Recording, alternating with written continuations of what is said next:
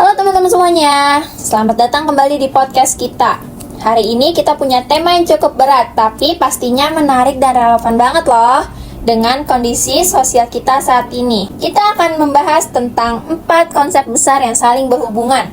Kira-kira ada yang tahu nggak kita mau bahas apa? Ya benar, kita akan membahas resentimen, mitos menurut Roland Barthes, perubahan sosial, dan perilaku antisosial. Cukup kompleks kan? Tapi percaya deh semuanya punya keterkaitan yang menarik. Betul banget, Zek. Kadang kita nggak sadar kalau fenomena sosial seperti ketidakadilan atau perasaan terpinggirkan dan bahkan perubahan sosial itu saling berkaitan erat. Dan kita semua pasti pernah dengar tentang resentimen, kan? Ini konsep yang seringkali menjadi latar belakang dari banyak pergerakan sosial. Jadi kalau ngomongin resentimen, sebenarnya itu kan bukan sekedar rasa dendam, tapi lebih dalam lagi. Resentimen itu adalah perasaan yang muncul dari ketidakmampuan untuk membalas ketidakadilan atau penganiayaan. Iya, betul banget, Nak. Jadi, resentimen itu semacam perasaan terpendam yang nggak bisa langsung diekspresikan, terutama karena faktor kekuasaan yang lebih besar. Nah, yang jadi menarik, perasaan ini bisa terus berkembang, bahkan mempengaruhi cara pandang kelompok tersebut terhadap dunia. Mereka bisa jadi merasa kalau posisi mereka memang sudah ditentukan dan tidak ada jalan keluar. Itu yang jadi berbahaya, karena resentimen ini bisa berkembang menjadi sesuatu yang merusak. Itu kenapa resentimen seringkali jadi pemicu dari berbagai pergerakan sosial kan. Ketika kelompok yang terpinggirkan mulai merasa bahwa mereka tak punya cara lain untuk mengubah keadaan, mereka mulai mencari jalan keluar dalam bentuk kolektif. Tapi yang menarik, ada elemen lain yang masuk ke dalam dinamika ini. Itu mitos-mitos sosial yang menguatkan perasaan tersebut. Jadi di sini kita masuk ke Roland Barthes dan konsep mitos yang dia kembangkan. Barthes bilang bahwa mitos bukan sekedar cerita atau legenda, tapi juga merupakan konstruksi sosial yang digunakan untuk memperkuat ideologi dan struktur kekuasaan yang ada. Benar banget, Mut. Mitos dalam konteks ini adalah sesuatu yang memberi makna pada keadaan tertentu dan memperkuat pemahaman bahwa apa yang terjadi saat ini adalah normal atau bahkan tak terhindarkan. Dalam banyak kasus, mitos-mitos ini bisa digunakan untuk membenarkan ketidaksetaraan sosial atau menjustifikasi status quo. Contohnya, ada banyak masyarakat yang percaya bahwa ketidaksetaraan sosial itu adalah hal yang sudah ada sejak lama dan tidak bisa diubah. Mitos seperti ini biasanya sangat kuat karena mengarah pada narasi bahwa ketimpangan itu adalah sesuatu yang alami, sesuatu yang memang sudah ditakdirkan.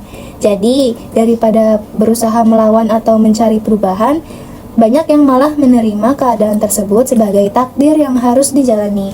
Bener tuh, yang akhirnya jadi jebakan kan. Mitosnya yang terus dipertahankan ini membentuk pola pikir kolektif yang lebih pasif.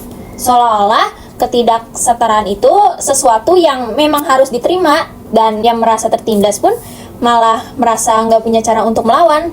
Dalam konteks ini, resentimen mulai berkembang dan memperburuk keadaan. Karena itu, rasa tidak berdaya ini akhirnya bisa berujung pada perasaan permusuhan. Ya, dan inilah yang mengarah ke perilaku antisosial kan. Ketika individu atau kelompok merasa tak ada jalan keluar dari ketidakadilan atau ketimpangan sosial, mereka bisa menarik diri dari sistem sosial yang ada. Mereka merasa bahwa aturan atau normal sosial itu tidak berlaku untuk mereka, atau malah nggak adil. Alhasil perilaku antisosial bisa muncul baik dalam bentuk sosial, penolakan terhadap norma, atau bahkan tindakan-tindakan yang lebih destruktif. Perilaku antisosial ini sebenarnya bisa sangat berbahaya tahu, karena selain merusak hubungan antar individu, juga bisa memperburuk ketegangan sosial. Misalnya, kelompok yang terpinggirkan atau merasa terdiskriminasi mulai ngerasa bahwa sistem sosial itu hanya menguntungkan pihak-pihak tertentu. Dan akhirnya mereka jadi cenderung menutup diri atau bahkan menganggap bahwa mereka tidak perlu mematuhi norma sosial yang berlaku. Betul, Nak. Nah, itu tuh juga menunjukkan betapa pentingnya menciptakan sistem yang inklusif dan mendukung keadilan sosial. Perubahan sosial yang positif hanya bisa tercapai kalau kita bisa meruntuhkan mitos-mitos yang memperkuat ketidakadilan dan mulai menciptakan narasi baru yang lebih adil. Kita perlu membantu kelompok yang merasa terpinggirkan untuk melihat bahwa mereka bisa mengubah keadaan mereka.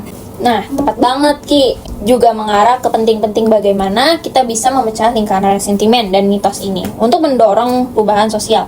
Salah satunya dengan pendidikan dan dialog, dengan memberikan ruang bagi masyarakat untuk berdiskusi, memahami akar dari masalah ketidakadilan, dan memecah-mecah mitos-mitos yang ada. Kita bisa membuka jalan untuk perubahan yang lebih konstruktif. Dan jangan lupa penting juga untuk menyadari bahwa perubahan sosial itu bukan sesuatu yang bisa terjadi dalam semalam. Itu adalah proses panjang yang membutuhkan partisipasi dari semua pihak, baik dari individu, kelompok, maupun institusi.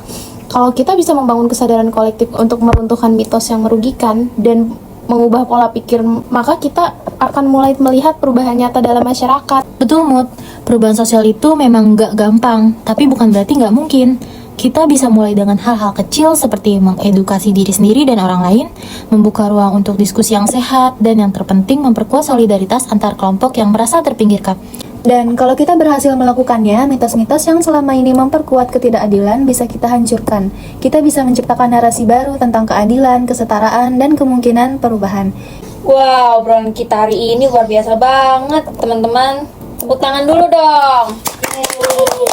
Banyak banget perspektif yang kita bisa pelajari tentang hubungan antara sentimen, mitos, perubahan sosial, dan perilaku antisosial. Semoga pendengaran kita bisa mendapatkan pemahaman yang lebih dalam banget untuk mulai berpikir lebih kritis tentang apa yang terjadi di sekitar mereka.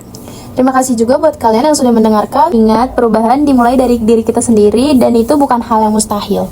Sampai jumpa di episode berikutnya. Jangan ragu untuk berbagi pemikiran kalian tentang tema ini di komentar atau media sosial kita. Kita tunggu obrolan lebih lanjut. Terima kasih sudah mendengarkan teman-teman. Sampai bertemu lagi di podcast selanjutnya. Bye-bye! Bye semuanya!